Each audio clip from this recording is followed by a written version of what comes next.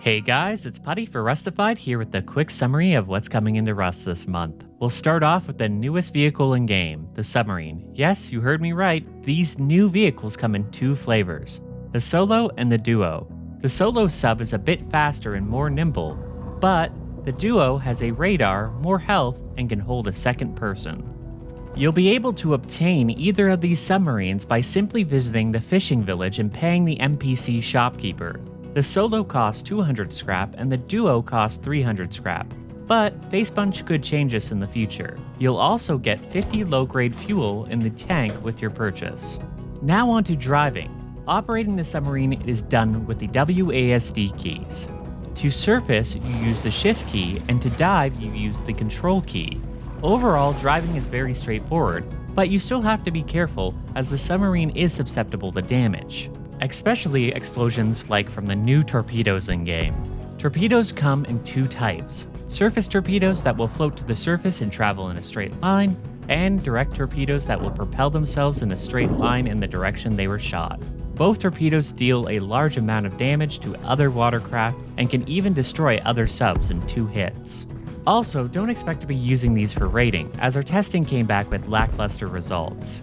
Each sub can only hold one type of torpedo at a time, and you'll be able to pick up either types of torpedo at the fishing village or craft them as they are a tier 2 workbench blueprint. After conducting all your sub-to-sub combat, you can repair your submarine using a hammer and some metal frags. Submarines also have decay properties similar to other watercraft in-game. Now, you might be asking yourself, why do I need a sub in Rust? Well, this is where things get interesting.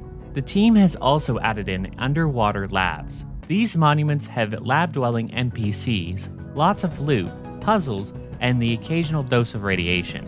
There is roughly 6 labs per default map size, and they are labeled on the map.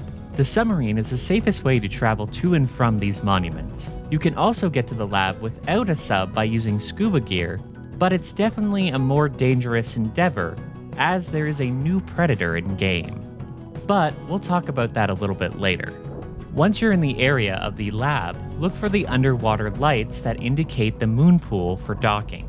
After docking in the lab, you might want to consider having a rad suit plus a weapon, as there is some radiation along with hostile lab dwellers that function very similar to tunnel dwellers. As for the loot down here, it is mostly behind keycard doors. Although keycards can be found in certain areas, it's strongly encouraged to bring your own keycard and even a couple fuses to get started.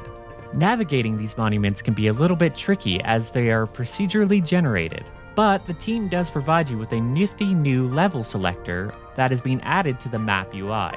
This should make navigating the labs a little more forgiving. Oh, and one last thing you should also note, the loot down here has its own style. Now onto that new predator in-game. The shark will attack unsuspecting humans in deep salt water. So, you might be asking, how do I protect myself when diving? Well, the team has thought that out, and has added in a new spear gun. This weapon is basically a statistical clone of the crossbow, but can be fired underwater. A new way to pass time in Rust has finally been added. There's now a fishing rod in-game. You can purchase your fishing rod at the fishing village or craft one after you've learned the blueprint. A variety of existing food items can be used as bait in-game, plus the team has also added in a few additional bait items.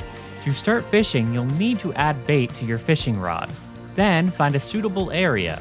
This will be indicated by a blue bobber when you hold down the right mouse button, and then click the left mouse button to make your cast. Once you start to see the bobber move, you'll want to start reeling in slowly. This can be done with the S key. The catch will start to move side to side.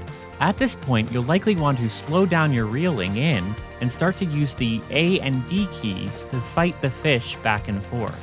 Eventually, you'll notice that the fish has stopped fighting, and then you can start reeling the fish back in again.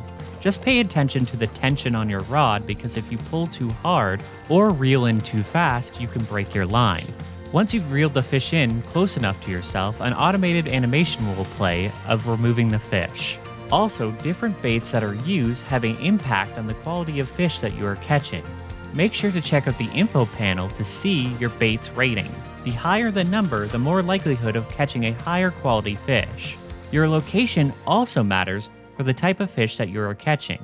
You can also sell the fish that you've caught for scrap at the vending machine in the fishing village. Check out Rustafied.com for all the nitty-gritty details on fishing. A minor yet significant change is coming to small signs. You can now place any small sign on almost any deployable in-game. Overall, this should help players be a little more organized. Complex electrical setups in Rust just got a little bit easier after this update. You can now manage solo connections by left-clicking on the wired node with your wire tool out. Once activated, simply left-click again to return to the original state. Some smaller stuff you'll be noticing: Twitch drops have been moved to bi-monthly, CCTV camera blur has been toned down a bit, and there's also been some additional spawn points for trains put down in the tunnels. This has been a summary of all the significant changes coming into Rust this month. I'm Putty, and thanks for watching. If you want to know more about this update or any other update, head on over to Rustafied.com, and don't forget to check us out on the Rustafied official servers.